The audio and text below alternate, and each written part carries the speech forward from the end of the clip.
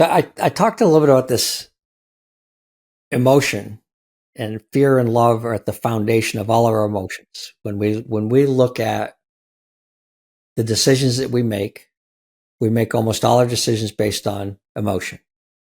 And it's either moving away from pain or towards pleasure, away from fear or towards love. And there's all kinds of studies on this with human beings, that our brain is built around survival and preventing ourselves from being destroyed. So we have to overcome with our own thoughts and approaches to things, our perspective on life, by looking at the positive, by trying to focus on the good things in life and not just the bad. Here's the challenge for leaders.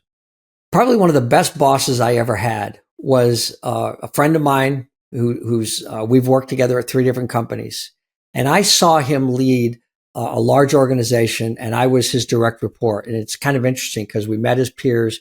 Then I was his direct report, and then he was my direct report. We worked at a bunch of different companies, had very aligned values. But here's what I learned from him and I saw from him every single day. I talk about the definition of leadership at the end of it being compassionate accountability. I saw in this man a very high level of both compassion and accountability, but really high accountability. Ex-special forces had really high expectations, but everybody there knew that they cared about him. And he infused in people an understanding that he had their back all the time. If something was there and they needed help, he was there to help them. But you better work hard and you better get the results, because the results in a for-profit organization are expected. And I saw an absolute, just complete focus on the process of goal achievement day in and day out, without even talking about the goals that much.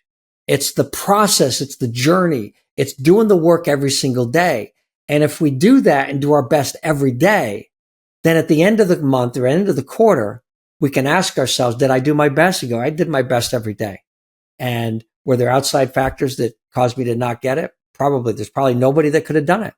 So we go on to the next quarter. We go on to the next month.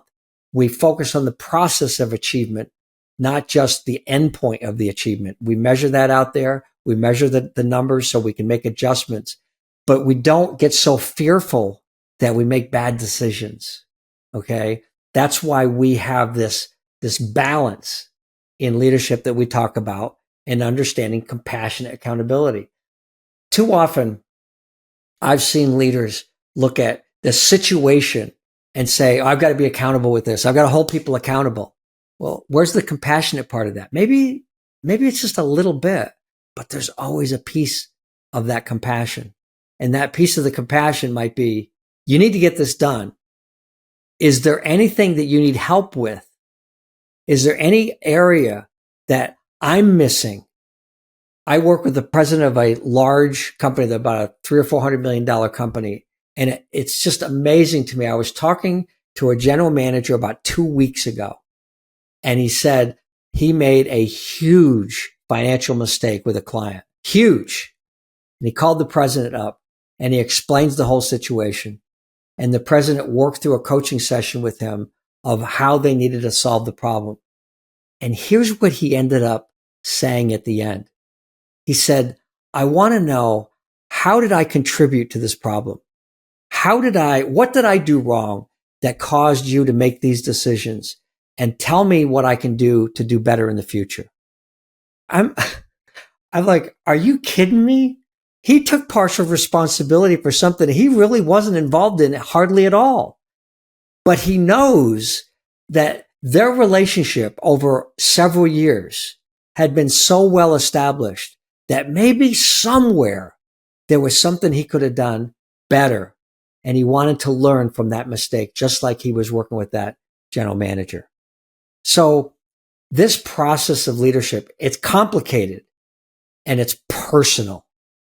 And understanding the fear and love components, just like the compassionate accountability components of the relationship, is absolutely key in us building the relationship.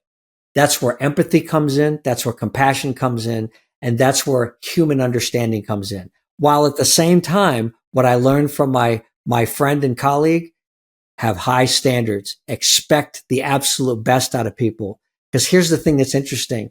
We often will give ourselves a break when we wouldn't give somebody else a break, or we expect less out of ourselves, or worse, maybe other people see more in us than we see in ourselves.